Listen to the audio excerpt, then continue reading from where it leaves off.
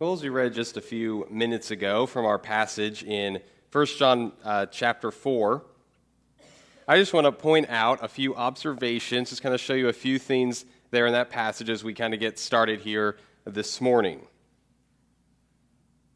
So there in verse 7 of chapter 4, where John says, "Dear friends, let us love one another, for love comes from God. Everyone who loves has been born of God and knows God.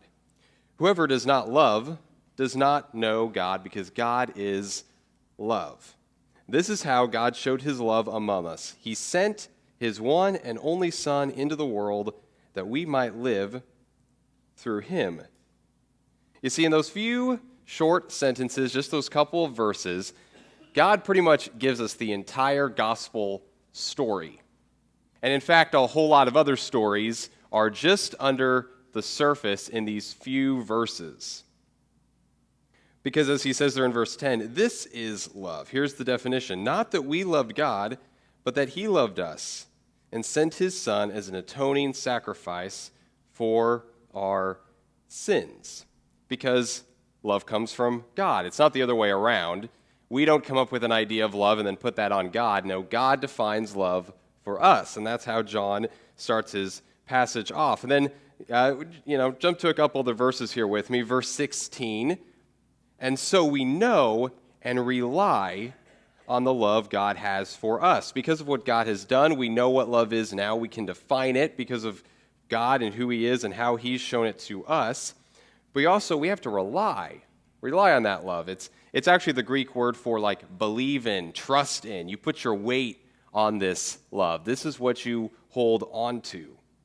And then in verse 19, we love because he first loved us. If there is sort of a key verse that would sum up pretty much all of chapter 4, I'd say it's chapter 4, verse 19. We love because he first loved us.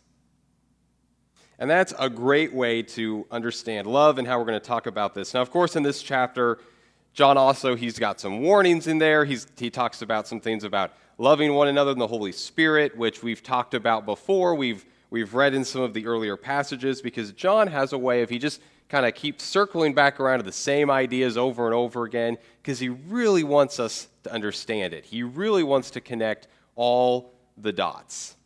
And so he kind of loops back around to that. He gives us some challenges and some warnings, and like a couple weeks ago, Rodney preached a great sermon where he kind of covered that warning in John about loving one another and how important it is. So if you didn't hear it, you should jump back online and make sure you watch that, because that same kind of warning happens in this part of chapter 4 as well. So here's the deal with this passage. Now, we could spend time this morning, and trust me, I could get out a whiteboard. We could go verse by verse, word by word. We could parse some Greek. We could do some sentence analysis. We could do some diagramming. We could do some historical context. We could do all kinds of the heavy exegetical work, and some of you would love that and just be thrilled to do it. And we have a grand old time doing that, and I give you a little study guide at the end. We could take a test later in the week if you really wanted. I mean, we could treat this just like every day when I was in Bible college. We could dissect the thing, go through it, forwards and backwards, upside down. We could do it all. But I don't know if that's exactly what the Holy Spirit has in mind for us today, to get all the words and the context and all of that quite. Because I think the Holy Spirit in this passage and what John's trying to get at is, he's not trying to change your mind, he's trying to change your heart. And knowing the definition of a Greek word is helpful. Getting to your head, that's helpful. But I think John has a way in which he's trying to get really more to our hearts.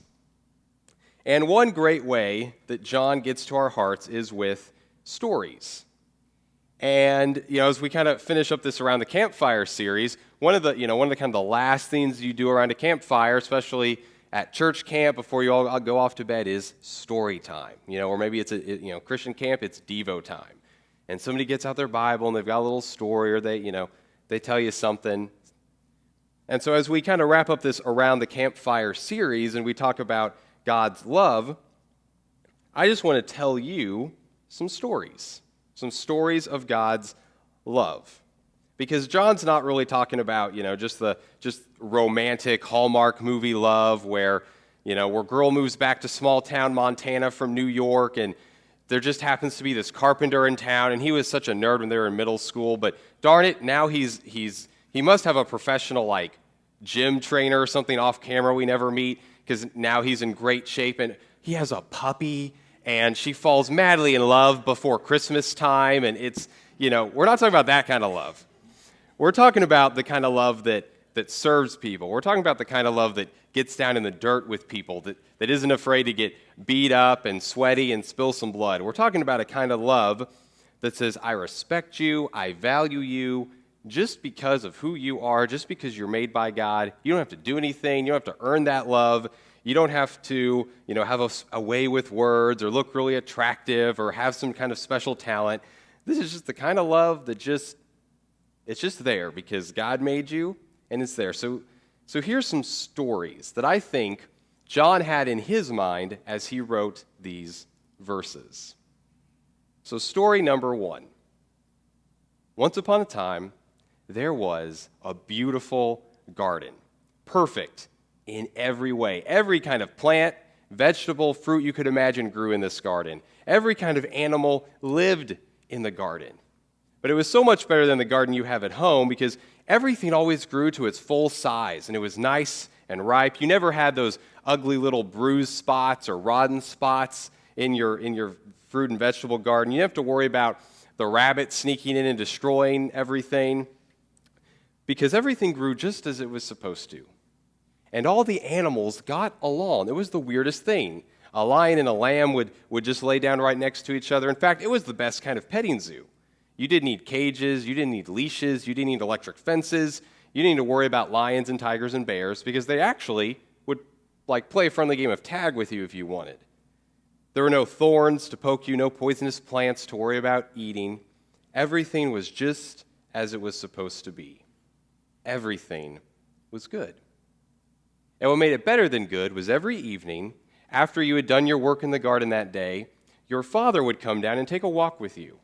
And you would talk about the day, you would talk about what you did, he would talk about what he did, he would admire your work, he would compliment you, he'd ask you questions, you would ask him questions about this world he had made. And just as the sun finally began to set, you would crawl into bed, peaceful and content, tell your father good night, and go off to sleep. Life was better than good. It was great. One day, as you were walking along in the garden, you passed by the middle of the garden, which had a tree. Now, your father, he warned you about that tree. That's the only tree you don't eat from, no matter what. Because if you do, you would die. But as you walk by this tree, you hear a little whisper. That fruit looks so good, doesn't it? Wouldn't you like a bite? I could go up there and get you a piece of the fruit. And you look around for this voice, not sure quite where it's coming from yet. And you're like, no way. I would never do that. My father told me not to eat from this tree. Besides, I can eat from anything else. I'm content. I'm good. I don't need it. Well, it does look pretty good, doesn't it? I think you're missing out. I think there's something about this tree you just don't understand. And finally, you see where this voice is coming from. It's from this animal. You know he's in the garden, but you don't see him very often. He doesn't really spend time in the evening with you and your father. He doesn't play with all the other animals. He just kind of keeps to himself. And he kind of comes out of the shadows of this tree and says, well, why wouldn't you want to eat from this? Well, my father said, if I eat this, I'm going to die. I don't want that. He says, die? No, he didn't mean that. He told you that because he's scared of you. He doesn't want you to be like him.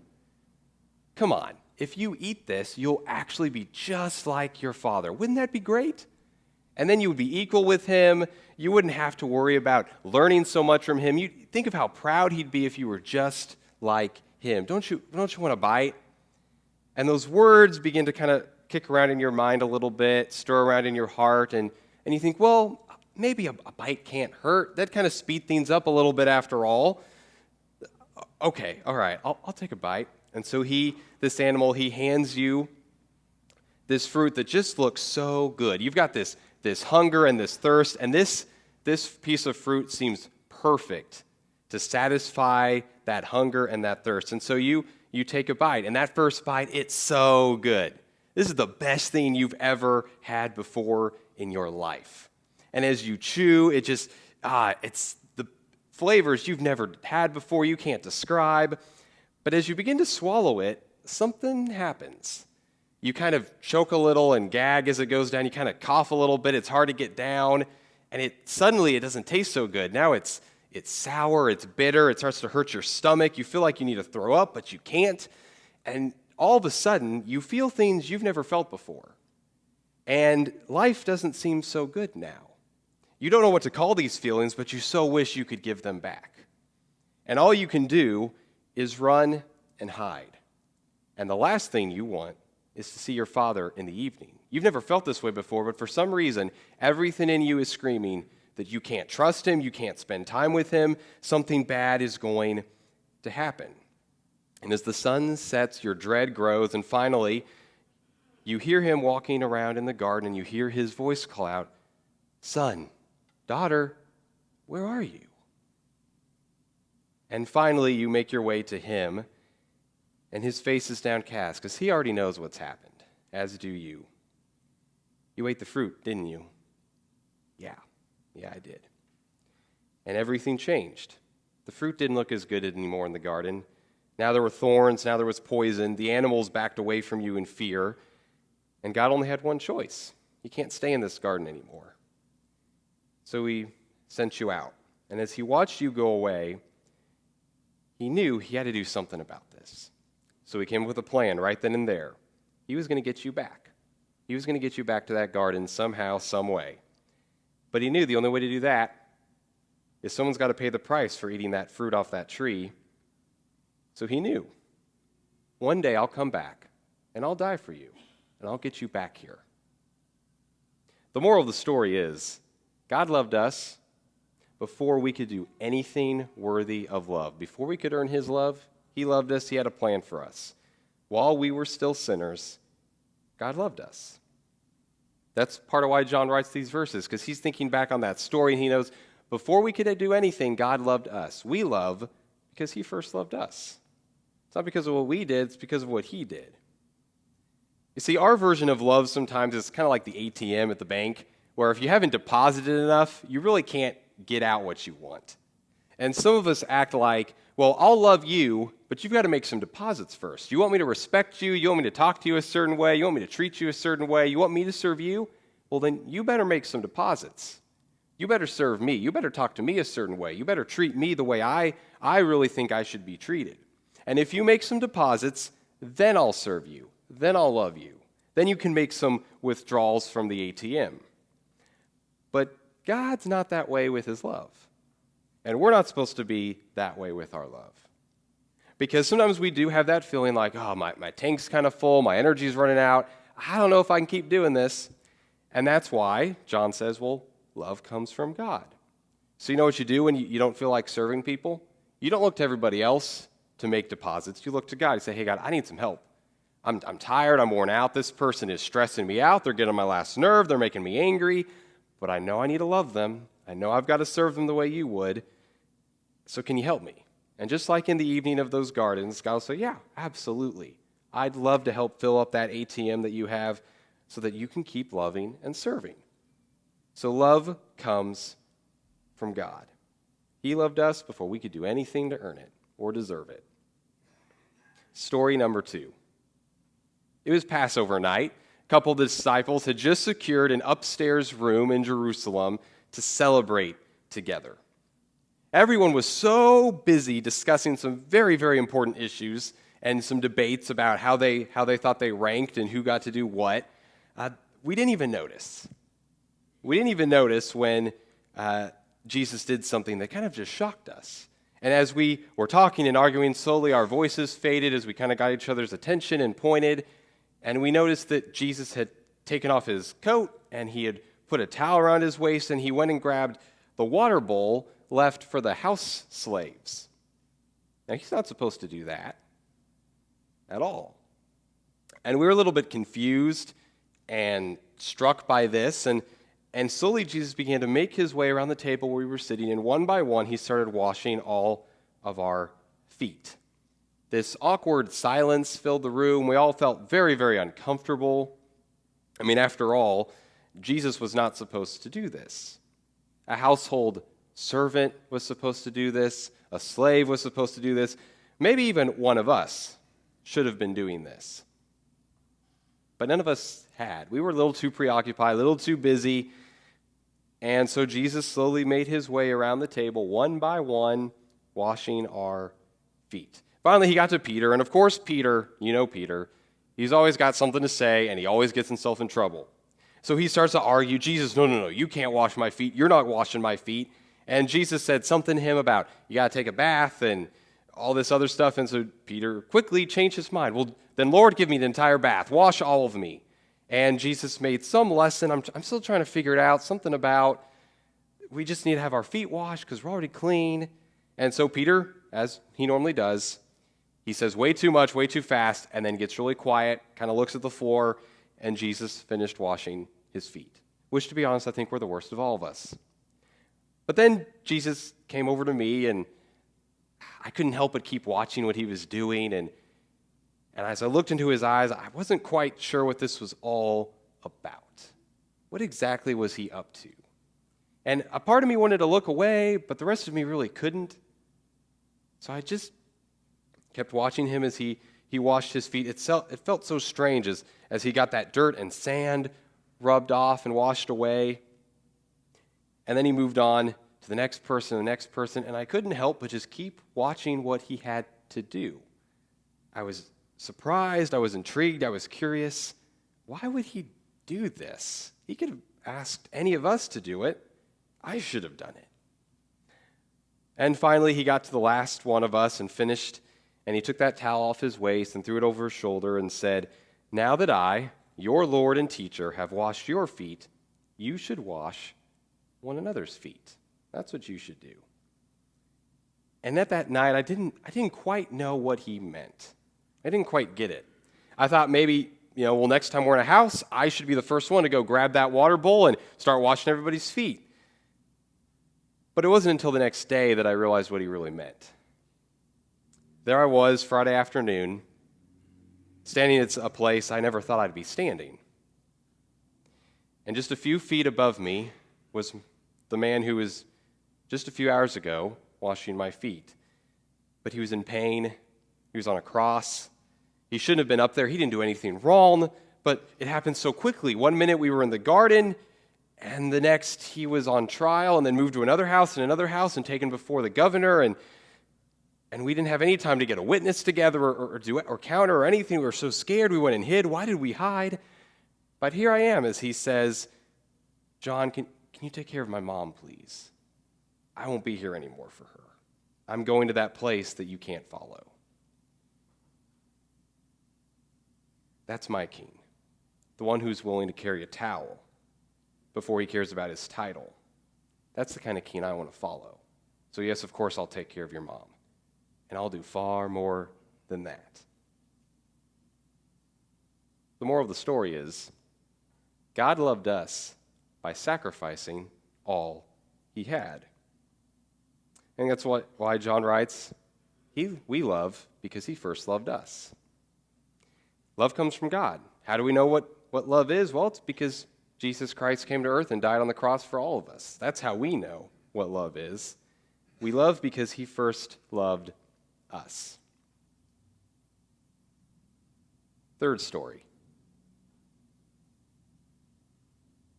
Now Peter couldn't believe he was here. Just a few days ago, Peter sat in his house, the door locked, the windows pulled shut. Every footstep outside of that small gravel road by his house just raised his anxiety. Could that be the Romans? Have they found out where I live? Did they connect me to Jesus? Did they figure out I was there that night? After 3 years of living his life following Jesus, his home seemed familiar and yet strange. His wife did what she could to reassure Peter that he was safe at home, everything was okay. The last 3 years hadn't been a waste at all. But Peter still had so many questions. Why did this happen? Where was he? What was going on? Did we get this all wrong? That night, he decided he needed to go fishing. They needed to make some money. He's just sitting around. And there's nothing like just a good night of hard work to maybe clear his mind out on the calm sea. So he gathered up his friends, and they got the boats ready and the nets, and off they went to fish. It had been a while since they fished last, but it came back pretty naturally. And yet, they didn't catch a whole lot. Not a real successful night. So as the sun began to rise with only a few fish and baskets on their boat, they figured, time to call it, go back home, get some rest. When they heard a voice echo across the water from the shoreline, "Throw your net on the right side of the boat." Now Peter, he could have swore he knew that voice. Maybe somebody from the market. And they were too tired, and the night had been just too rough, so they just figured, okay, well, we're not even going to argue with the guy. We're just going to just throw it over. So they throw the net on the right side, and almost immediately, the boat begins to tilt to that side as the net begins to fill with fish. And Peter can't help but think, there's only one other time I've seen that many fish in a fishing net. And before Peter can say what's already in his mind, John beats him to the punch. "Peter, that's him." And before the rest of the disciples know what's happened, Peter has stripped down to his underwear, dived overboard, and begins swimming as fast as he can to shore. Because Peter, just like he talks too fast, he also figured, I can swim back to shore before this boat can. And so Peter, as soon as he hits the sand, he's up and he's staring in the face of his Lord. There he is. Peter doesn't really have time now for all those questions and all those worries, because here he is. He can't believe he's here. So there they are, sitting on the beach around a campfire. Jesus is cooking the fish they caught just for them, making them a little breakfast.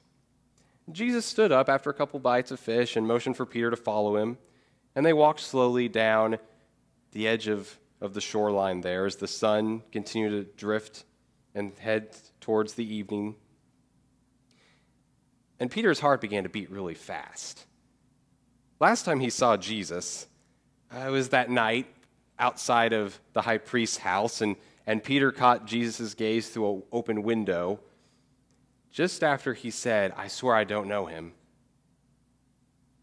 And Peter was afraid, maybe Jesus is going to have some really angry words for me right now. Maybe I'm going to get it. Maybe this is it. But instead, Jesus just had a question for him. "Peter, do you love me?" "Well, yeah, Lord, of course. You know I love you." Peter was so eager to kind of erase, cover up that night. Let's just move on. Let's forget about it. So Jesus asked again, "Peter, do you love me?" "Well, of course. You know I love you, Jesus. Why would you even ask that?" "Peter, do you love me?" "Jesus, yes, you know I love you, absolutely." "Then feed my sheep." "Sheep? Sheep at a time like this? I'm a fisherman. I'm not a shepherd. Sheep? Jesus, what? How could we talk about sheep at a time like this? Where have you been? Don't you have anything to say about that night?" But as Peter looked into Jesus' eyes, all he could see was forgiveness. And he realized Jesus has already forgotten that night. It didn't matter anymore. Peter had been forgiven before Jesus ever showed up on that shoreline that morning.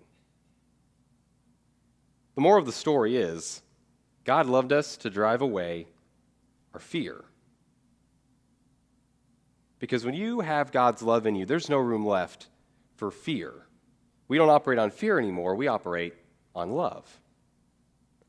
And so I think John's thinking about that day on the beach and that night in the upper room and that story he heard growing up in synagogue every weekend. And he knew love just doesn't look like the world. Love is so different. It's just so different. Because the rest of the world wants to say, well, you love me, and then maybe I'll love you.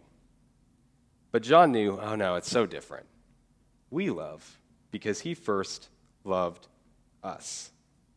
So I have one more story for you, but it's not a story from the Bible. It's not a story that was in John's mind as he wrote these words. Now, this is a story that was influenced by what John had to say.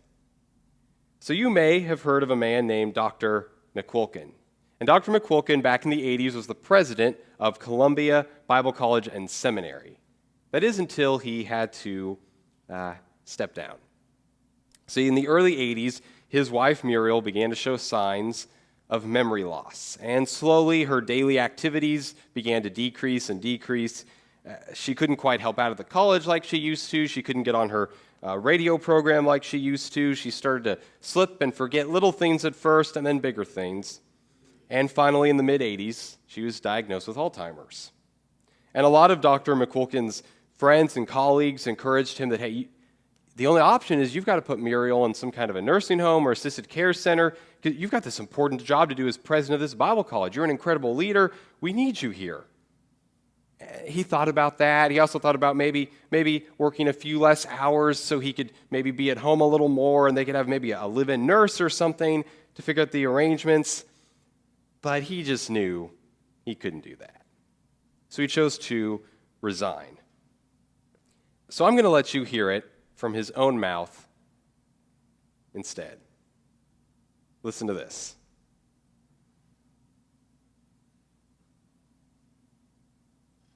I haven't in my life experienced easy decision-making on major decisions, but one of the simplest and clearest decisions I've had to make is this one, because circumstances dictated it. Muriel, now, in the last couple of months, seems to be almost happy when with me, and almost never happy when not with me.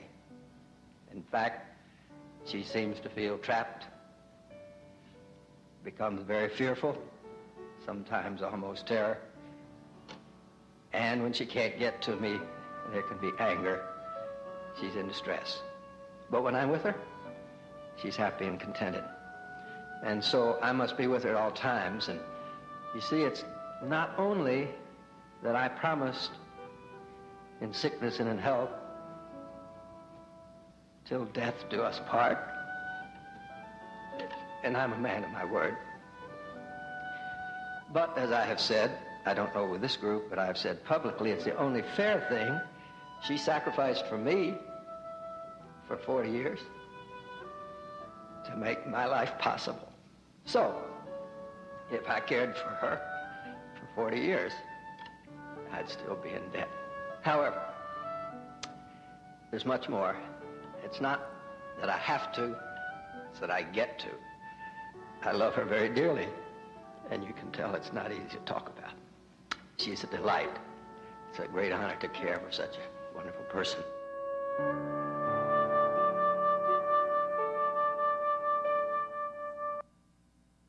Why would anybody do something like that? Well, I think it's because Dr. McQuilkin knew these words. We love because he first loved us. So the only thing that made sense for him to do is live out the gospel, give up his job, and take care of his wife full time. And so that's what he did. We love because he first loved us. Because see, if it was up to us, probably most times our love would come with some kind of a catch. There'd be a string attached. We'd withhold love until we get what we want, because our version of love is not very good. We really need God's definition. Otherwise, we kind of withhold love until we get what we want. We manipulate people to get what we want.